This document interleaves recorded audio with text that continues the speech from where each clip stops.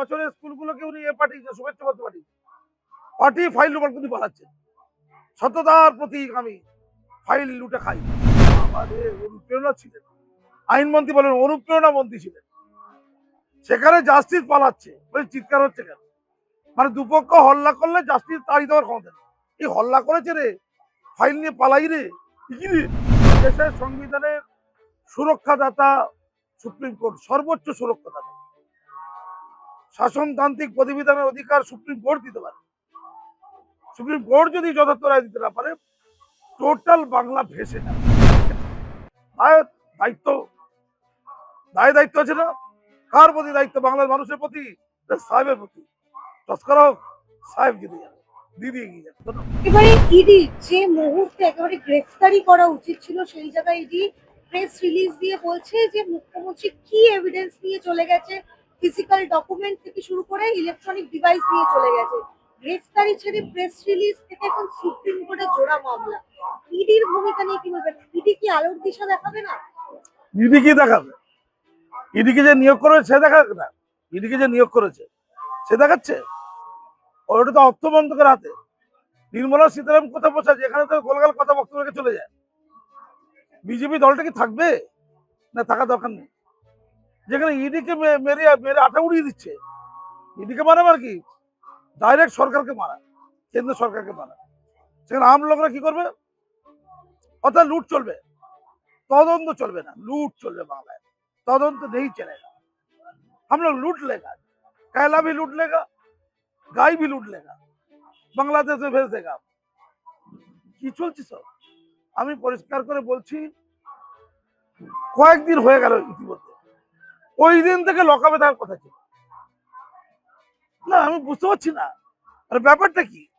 মানে যখন তখন যাকে থেকে মেরে খেয়ে নেবে, এই তুমি বুমনি করছি মেরে খেয়ে নেবে বাংলার শান্তি। ল অ্যান্ড অর্ডার আছে, ল অ্যান্ড অর্ডার দেখার দায়িত্ব কার? রক্ষক কি ভক্ষক? যার দেখার দায়িত্ব, তিনি নিজে গলা টিপে বাচ্চা বেরো। আমি আহত বাঘিনি, বারেক আহত, যদি টাটকা থাকতো তাহলে কি করতে ভাবছো?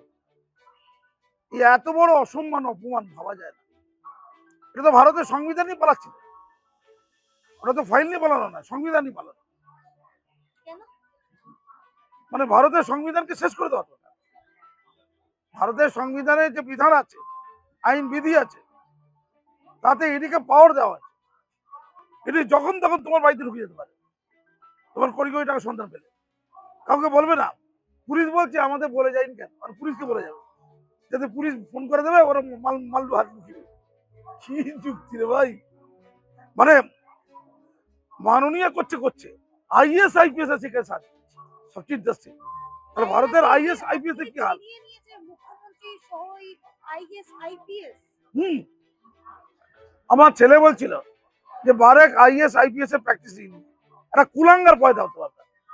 একটা দেশের পিলার হচ্ছে আইএস আইপিএস, ভারতের মতো দেশে তারা তো কুলাঙ্গার।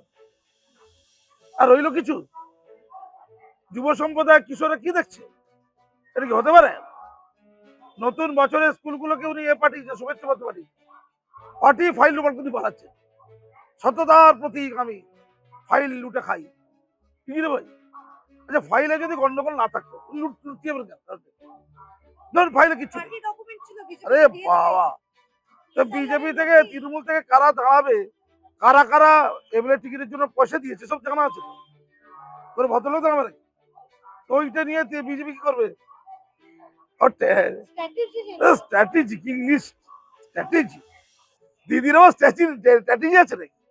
দিদি যা বলে ওটাই যাই, দিদি যে বলে সূর্য দক্ষিণ দিকে ওঠে দক্ষিণ দিকে ওরে যাই। স্ট্র্যাটেজি, যে দলের কোনো নীতি নেই, আদর্শ নেই, কোনো কাঠামো নেই, কিচ্ছু নেই, দুটো মানুষকে নিয়ে বাংলার মানুষকে হল্লা করছে, তার স্ট্র্যাটেজি কি হবে? আর নিতে যাবে ইডি, ওটা সিবিআই নিতে আসবে। যদি নেবারই থাকতো সিবিআই আসবে, ইডি নেবে কেন? ফলে পুরোটা পাগলামি। আমি ধিক্কার জানাচ্ছি, হাইকোর্টে যা করেছে আমি ওটাও ধিক্কার জানাচ্ছি। আইনমন্ত্রী ছিলেন হাইকোর্টে, বাবা রে, অনুপ্রেরণা ছিলেন, আইনমন্ত্রী বলেন অনুপ্রেরণা মন্ত্রী ছিলেন, সেখানে জাস্টিস পালাচ্ছে, চিৎকার হচ্ছে কেন? মানে দুপক্ষ হল্লা করলে জাস্টিস তাড়ি দেওয়ার ক্ষমতা নেই। এই হল্লা করেছে রে, ফাইল নিয়ে পালাই রে, কি রে?